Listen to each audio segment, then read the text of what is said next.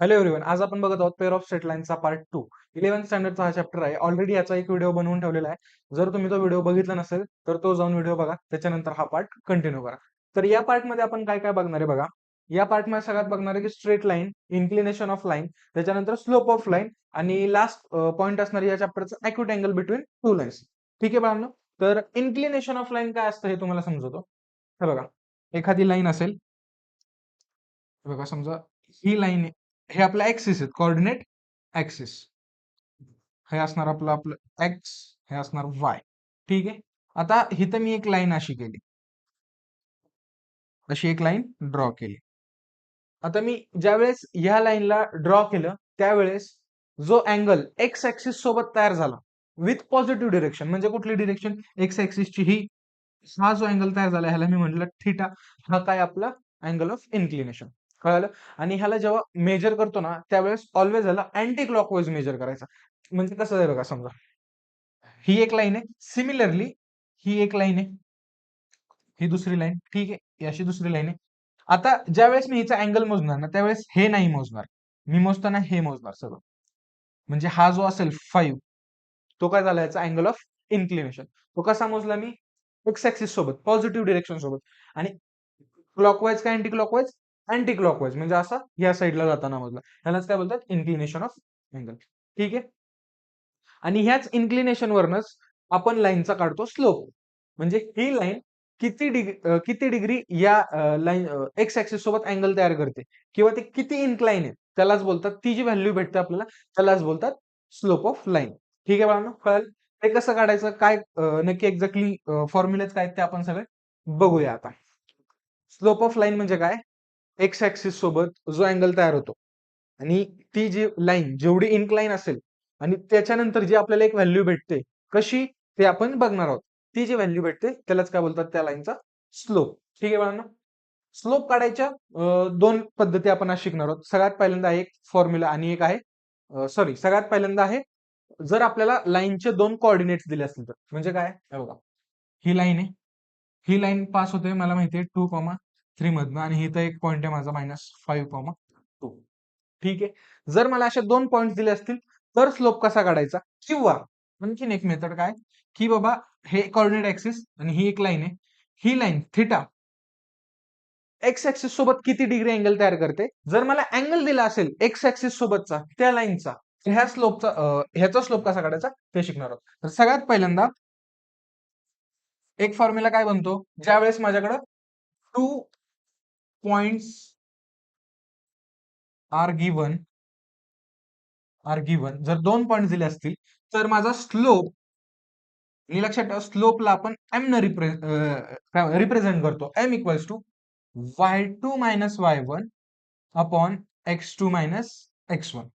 ठीक आहे. हा काय त्याचा स्लोपचा फॉर्म्युला. कधी वापरणार, ज्यावेळेस असे काहीतरी दोन पॉइंट्स दिले असतील किंवा तुम्हाला सांगितलं की बाबा एक लाईन आहे जी ह्या दोन पॉइंट्स मधनं पास होते आणि तुम्हाला त्या लाईनचा स्लोप काढायचा. म्हणजेच तुम्हाला त्यांनी काय दिले, x1 y1 x2 y2 असे दोन पॉइंट्स दिले. ठीक आहे, हा झाला.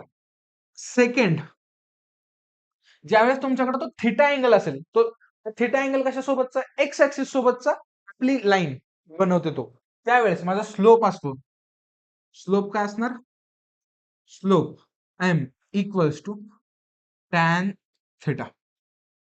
कळालं का. स्लोप काय असणार, टॅन थिटा. कळालं. दोन फॉर्म्युले काय, एक ज्यावेळेस पॉइंट्स दिले असतील आणि एक ज्यावेळेस मला एक अँगल दिला असेल, कशासोबत बनणारा, एक्स ऍक्सिस सोबत. तर पहिला फॉर्म्युला काय, y2 minus y1 upon x2 minus x1, आणि दुसरं टॅन थिटा. ठीक आहे, कळालं हे सगळ्यांना. आता हे बघा, ह्याची एक प्रॉपर्टी आपण बघूया जरा, ह्याचं नेचर काय असतं. ठीक आहे. पुढचा पॉईंट काय आहे, हे बघा, एक लाईन अशी आहे, सॉरी पहिल्यांदा हे कोऑर्डिनेट ऍक्सिस काढू आपण. ही एक लाईन आहे, ही अँगल बनवते थिटा. आपण थिटाला काहीतरी एक अँगल अज्युम करूया. हा आहे समजा तुमचा 40 डिग्री. ठीक आहे. टॅन 40 डिग्री आहे तो अँगल. ठीक आहे. आपल्याला त्याची व्हॅल्यू माहिती आहे का, टॅन 40ची येईल काढायला. ठीक आहे. त्याच्यानंतर ह्याच्याच साईडला एक दुसरी अँगल आहे, आपलं दुसरी लाईन आहे, ती पण अँगल बनवते 40 डिग्री ह्या लाईन सोबत. एक्स ऍक्सिस सोबत अँगल किती बनवते, 40 डिग्री. याचाच अर्थ ह्या दोन लाईन्स कशा आहेत, पॅरलल. जर लाईन, आता बघा, आता इथनं काय कळालं आपल्याला, ह्या दोन लाईन्स एकमेकांना पॅरलल आहेत. एक्स ऍक्सिस सोबत अँगल किती बनवत आहेत? 40 डिग्री. दोघांचा अँगल सेम आहे, बरोबर. जर ह्यांचा अँगल सेम असेल तर ह्यांचा स्लोप पण कसा असणार? तर आपल्याला माहिती आहे स्लोप काय असतो, टॅन थिटा. ह्या लाईन साठी टॅन 40, त्या लाईन साठी सुद्धा काय येणार? टॅन 40. हे कळालं? याचाच अर्थ काय, की जर दोन लाईन्स एकमेकांना पॅरलल असतील तर त्यांचा स्लोप काय असणार? इक्वल असणार. कळालं? हे लक्षात ठेवा. स्टार करा आणि लिहा. If two lines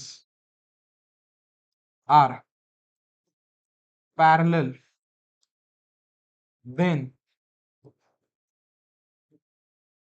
their slopes are equal. कळालं का?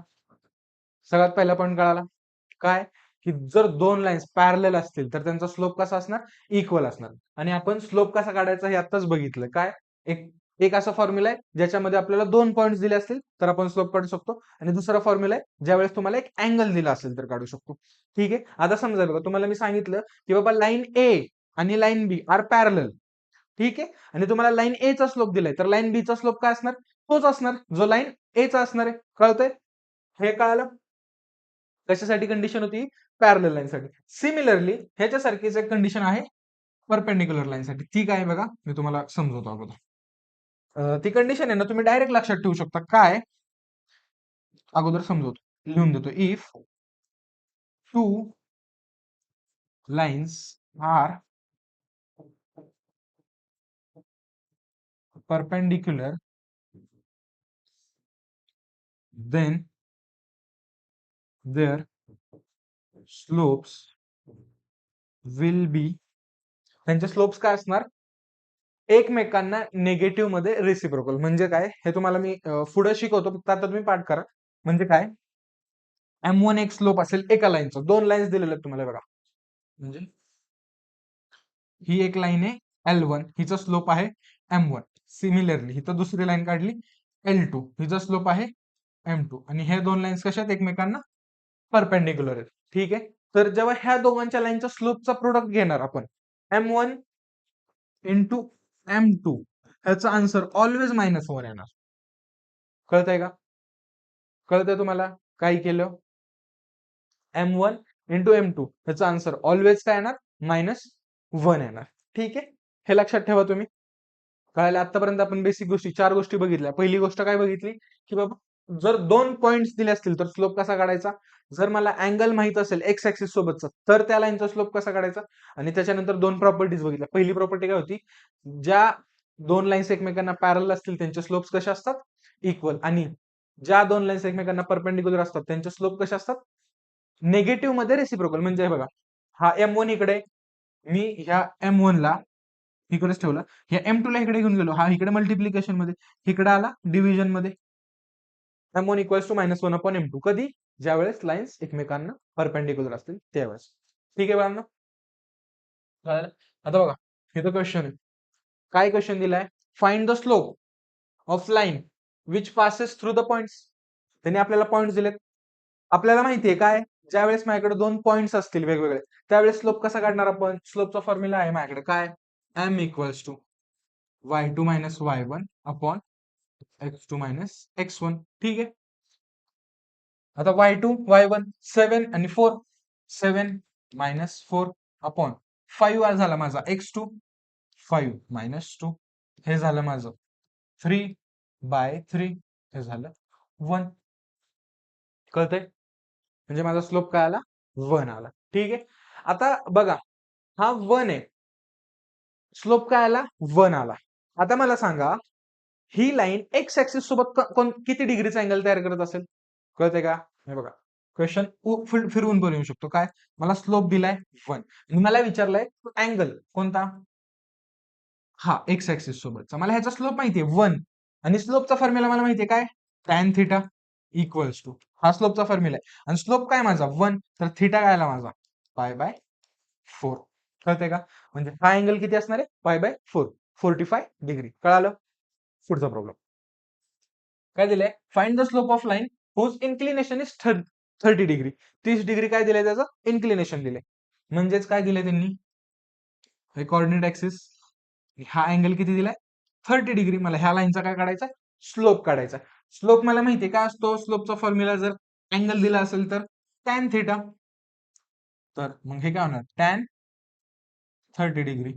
टॅन 30 डिग्री मला माहितीये काय असतं, 1/√3. कळालं? कळाला प्रॉब्लेम? एकदम सिंपल प्रॉब्लेम होता. पुढचा क्वेश्चन बघा. पुढे काय दिलेलं आहे, if x and Y intercept of line L, x and Y intercept दिलेत. हे काय असतं तुम्हाला सगळ्यात अगोदर समजवतो आता, एक्स आणि वाय इंटरसेप्ट म्हणजे मी ह्याची ऑलरेडी एक डायग्राम काढली होती. हा इथे इथे मी डायग्राम काढून ठेवलेली. हे डायग्राम काय बघा, हे बघा, हे काय आहेत आपले, हे आणि हा एक्स आणि वाय कोऑर्डिनेट ऍक्सिस. ठीक आहे, ही एक लाईन आहे. ही लाईन काय करते, एक्स ऍक्सिसला ह्या पॉइंटला इंटरसेक्ट करते आणि वाय ऍक्सिसला ह्या पॉइंटला इंटरसेक्ट करते. बरोबर आहे. आता बघा ह्याचे कोऑर्डिनेट दिलेत a,0. ठीक आहे. आता हा 0 का झाला, ह्याच्यामध्ये एक्स वाय वाय कोऑर्डिनेट काय 0 झाला, वाय कोऑर्डिनेटला इंटरसेक्ट करते का कुठं, हा पॉइंट नाही. हा point x axis Y axis वरती, त्याच्यामुळे ह्याच्यामध्ये एक्स कोऑर्डिनेट काय येणार, 0 येणार. ह्याच्यामध्ये हा जो ए, हा ए कोणत्या ऍक्सिस वरती, एक्स ऍक्सिस वरती. ही लाईन त्याला कुठे हे करते, इंटरसेप्ट करते एक्स ऍक्सिस वरती. त्याच्यामुळे हा ए जो पॉइंट आहे ना, तो आहे आपला एक्स इंटरसेप्ट.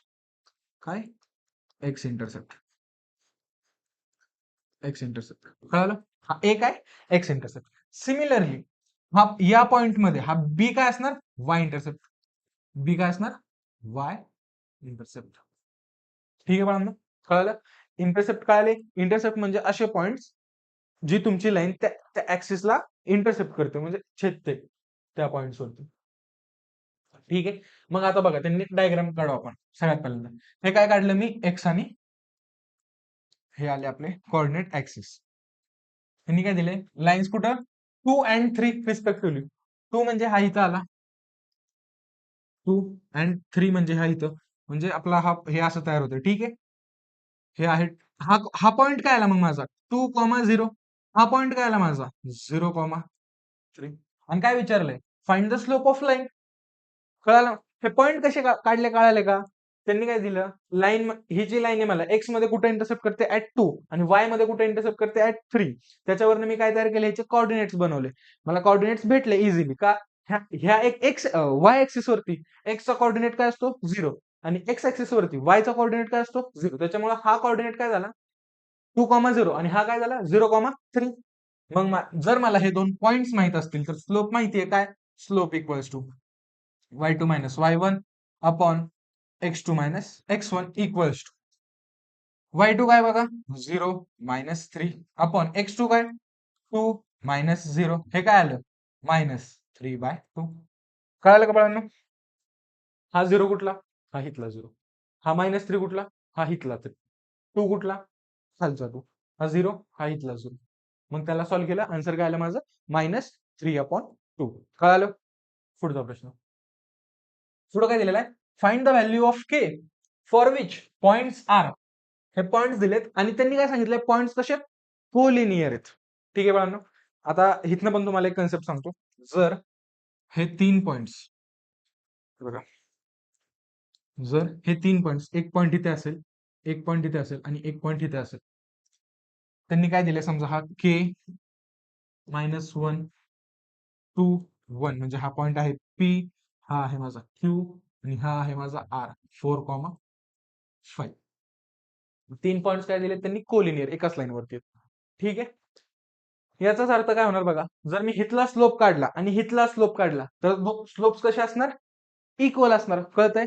मग मला ह्यांचा स्लोप काढायला येईल, ह्यांचा स्लोप काढायला येईल. ह्यांचा स्लोप काढताना तो स्लोप कशाच्या फॉर्म मध्ये येणार, के च्या फॉर्म मध्ये आन्सर भेटणार आणि मला ह्या साईडला स्लोप भेटणार. ठीक आहे, काढूया आपण. सगळ्यात अगोदर मी पी आणि क्यू, यांचा स्लोप काढतो. Slope of P Q. P Q हा एक त्याच्यातला पार्ट आहे छोटासा या लाईन मध्ये, त्याचा स्लोप काढतो. फॉर्म्युला काय, y2 - y1, y2 मायनस लिहून घेतो, y2 - y1 upon x2 - x1. P Q साठी बघा, 1 -1 अपॉन x2 काय आला, 2 मायनस x1 काय, k मग हे आन्सर काय झालं बघा, 1 + 1 2 डिवाइड बाय 2 मायनस के. इथपर्यंत आलं. आता दुसरा स्लोप. दुसरा आता मला काढणार क्यू आरचा slope. Slope of sorry slope of Q R. Formula काय मला माहिती आहे, y2 minus y1 upon x2 minus x1. ठीक आहे. क्यू आर y2 काय आला इथनं 5 मायनस 1 अपॉन x2 काय 4 मायनस 2. हे काय आलं 4/2. म्हणजेच हे आलं माझा आन्सर 2. ठीक आहे. आता मला माहिती आहे slope of P Q and slope of Q R are equal since काय slope of P Q and slope of Q R are equal. Therefore 2/2 minus k equals to 2. कळतंय का? कळतंय कसं केलं? आता ह्या 2 ला हा 2 कॅन्सल केला, मग इकडे राहिलं काय देअरफॉर 1 इक्वल्स टू हा 2 मायनस के तिकडे जाऊ द्या, वर येणार 2 मायनस के. हा 2 इकडे आणा 1 minus 2 equals to minus K. मग के काय आला आपला,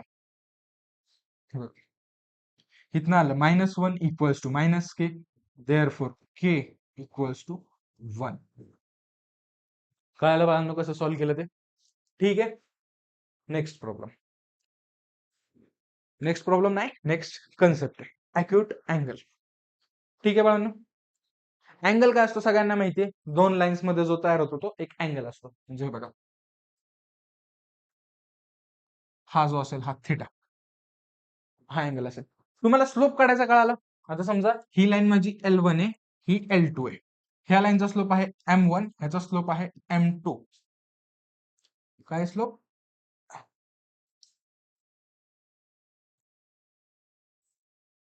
ह्याचा स्लोप आहे M1 आणि त्याचा स्लोप आहे M2. ठीक आहे. तर आपण ह्या काय म्हणतात या चॅप्टर मध्ये युजिंग स्लोप्स आपण हा अँगल काढणार. त्याचा डायरेक्ट फॉर्म्युला मी तुम्हाला फॉर्म्युला लिहून देतो. Tan theta equals to mod मध्ये M1 minus M2 upon 1 plus M1 M2. ठीक आहे बाळांनो. हा फॉर्म्युला पाठ करा. हा फॉर्म्युला तुम्हाला 12th मध्ये सुद्धा लागणार पेअर ऑफ स्ट्रेट लाईन या चॅप्टर मध्ये. ठीक आहे. फॉर्म्युला कळाला. फॉर्म्युला काही अवघड नाही.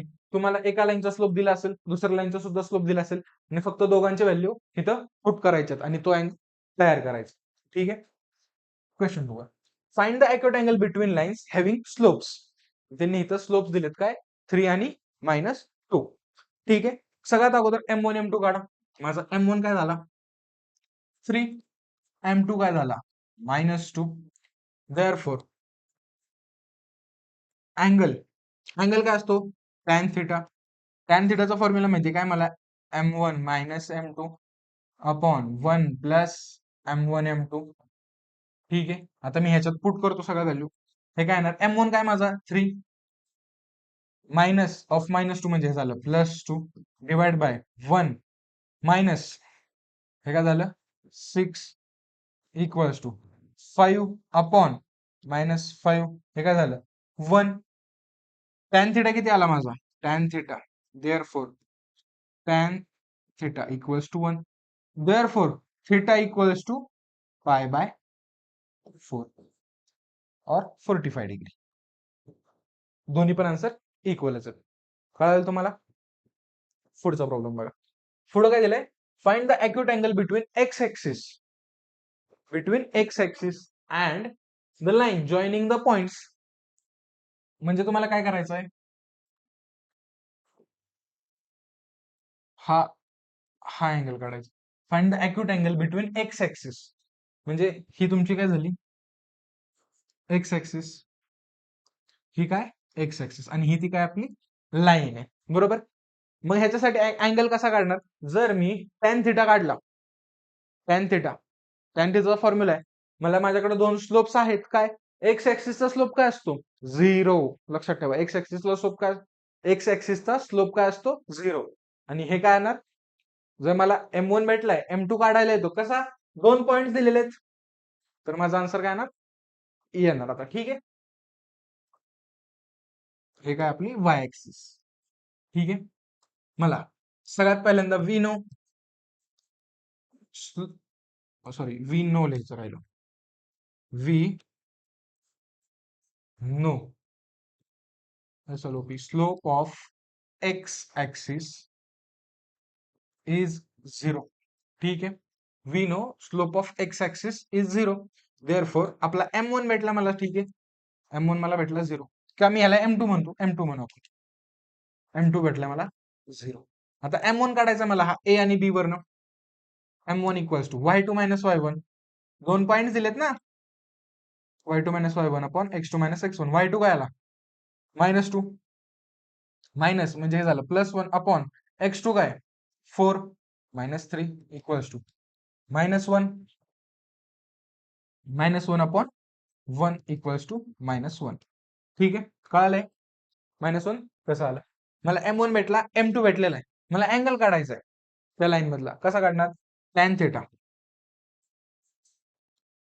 Tan theta equals to M1 minus M2 upon 1 plus M1 M2. ठीक आहे, माझा M1 तर काय झालं ऑलरेडी, M1 काय झालेला आहे 0 झालेला आहे. त्याच्यामुळे हे बघा M1 काय झाला 0, -1 हे मायनस ऑफ -1 हे झालं +1 अपॉन 1 इंटू 0. हे सगळं काय झालं 0 झालं, 1 + 0. मग हे काय झालं वर 1/1 इक्वल्स टू 1. मग टॅन थिटा किती आला माझा? जर टॅन थिटा 1 असेल, therefore theta equals to 45 degree और π/4. कळतंय?